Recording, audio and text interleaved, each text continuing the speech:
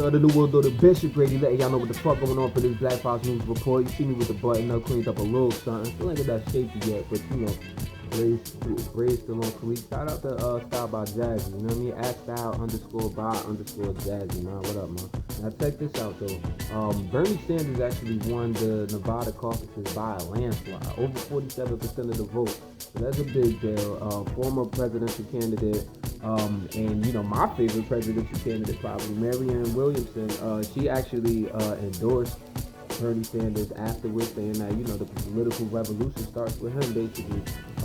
You know, after years of like corrupt capitalism, essentially. I'm paraphrasing, but that's essentially what she said. But anyway, that happened, and you know it shook up a lot of people. Even Chris Matthews, MSNBC host, actually is getting called for resigning after he compared Bernie Sanders' win to like the Nazi takeover of France back in 1940. You know what I'm saying? So a lot of people are scared of the socialist movement, but it seems like it's coming. They headed to them South Carolina primaries and debates. We'll see what happens. We won't graduate. For the New World Order, Bishop Grady letting y'all know what the fuck going on for this Black Fox News Report. So, President Xi Jinping of China has actually named the coronavirus the largest public health emergency in the history of communist China. They even had to delay the National People's Congress meeting for the first time in decades. When you're talking about a virus that is now worldwide, you can't even say the deaths are mostly in China anymore. You have worldwide, you have we're getting told with 80,000 infections. There are over 2,600 deaths. If you look at South Korea, they've had about 800 people that have been infected. I believe 6 deaths. You have a place like Italy, 150 people infected, 3 deaths. You have 10 Italian towns that have actually been like, on lockdown, and they shut down the Venice Carnival due to it. In Iran, you have 8 deaths. Lebanon, Kuwait, Israel, you're finding like cases of this. And Trump administration actually had to back off of allowing cruise passengers of the Diamond Princess boat that was actually like docked on the Japan port after a bunch of people had been found to have the coronavirus on the boat. They were going to house them in Alabama, but local officials of Alabama threatened to sue the Trump administration if they did so. So they backed off of that. But you know, the coronavirus is some real shit. So green wall and graduation, don't bring that shit over here if you can't help it. You know what I'm saying? We all for helping people, but it's like, all right, well, people get quarantined for a reason. Let that shit stay over there, wherever it is. If it's, you know, if that's the best thing to do. Don't just keep welcoming that shit in here, but you know it's gonna make its way over here. I mean, it already has. An American has already been infected with the virus.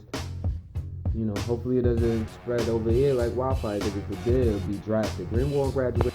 The New World Order, Bishop Grady letting y'all know what the fuck going on for this Black Fox News Report. So in Gujarat, India, President Trump actually arrived in to actually give a speech at this rally, you know, saluting the Prime Minister there, Narendra Modi, and he touted this weapons deal, this defense deal that the U.S. now has with India worth $3.5 billion, basically trying to arm them with weapons. So, but this, you know, he talked about how he did this all under this banner that said Namaste Trump, but people started to leave after his words weren't being translated right. But he did say that India and Narendra Modi, this is a place that embraces like individual freedom, rights, and liberty or whatever. But keep in mind that they're cracking down on Muslim Indians with their controversial like citizenship law, and they cracking down on India-controlled Kashmir, where they got the whole country on lockdown. You know what I'm saying? You talking about military members in the streets with guns, saying y'all motherfuckers better stay in the house. You know what I'm saying? Like it's getting real over there, and then they shut down all of that. So, Green Wall graduation, man. The New World Order, Bishop Grady letting y'all know what the fuck going on for this Black Fox News Report. Make sure you check out my mixtape, man, at @still_I_grind. Don't forget, I'm still a rap, even though I'm giving y'all this news and shit. And you can check that out on @still_I_grind on Instagram. Only Instagram mixtape ever to be released, you know what I'm saying? Me spazzing on other people's beats, political, social commentary, you know what I'm saying? Bars, funny shit, fly shit, like all types of different flows and all of that, man. Make sure you check that out ahead of my album, Still I Grind, on the way, man. Stay tuned. Now, let's just check this out, though.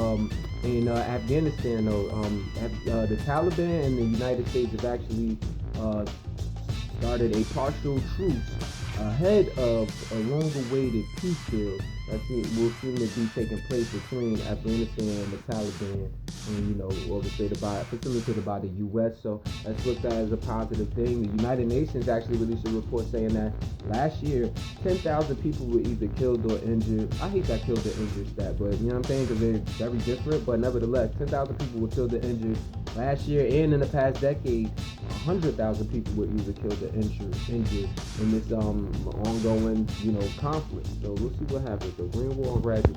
In the world, though, the Bishop Brady letting y'all know what the fuck going on for this Black Fox News Report. Make sure you sign my petition, y'all. Get Donald Trump off Twitter. Find the change.org link in the video description. If you're watching this on YouTube or on my Instagram account, BradyGram716. You'll see the link there. It takes you to change.org, and you'll see the petition where it lays out exactly why he should be removed from the platform for violating Twitter policies, the lying to us daily, damn near, and I'm saying damn near just because I can't verify it. It probably is every day.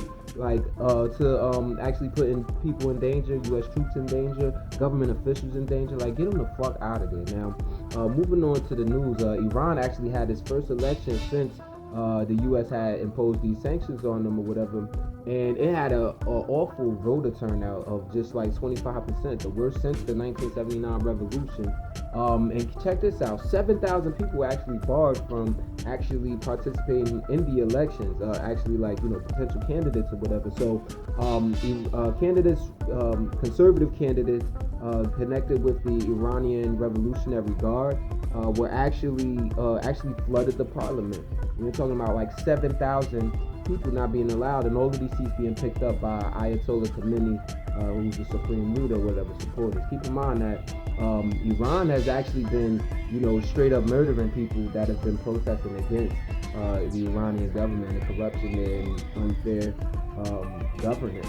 So, that's what's going on. Probably why motherfuckers didn't want to vote, and especially with 7,000 people being prevented from going in. But, the leaders over there probably also looking at it like this is war time. So, everybody in the stations. But, democracy is democracy. You still gotta let it play out, right? It seems unfair, though. Green War and graduation. In the world, though, the Bishop Brady letting y'all know what the fuck going on for this Black Fox News Report. So, over in Gaza, Israeli forces actually killed a Palestinian man on Sunday. And then, after he was killed, there was a video that went viral showing a bulldozer actually picking up the body of the man. And you kind of know that that's going on, especially with all the bodies that's dropping at the hands of Israeli forces up there. You know what I'm saying? But to see it is just like, it just shows like a lot of disrespect or whatever. Following that murder was strikes coming from Gaza as well as Israeli airstrikes. So, the beef's still popping over there. Even on Saturday, there was a Palestinian man shot by Israeli forces in East Jerusalem. Was essentially an occupied Palestinian territory. But nevertheless, they said that this man was attempting to stab him now. The American Israel Public Affairs Committee, the AIPAC, has a conference, an annual one, and Bernie Sanders is sitting out on it again, saying that he's extremely concerned about the platform. He remains concerned about the platform that they provide for bigotry and for leaders who express such bigotry. Palestinians have a right to live. So do Israelis, but so do Palestinians. Their Green War graduation. Shout out Bernie.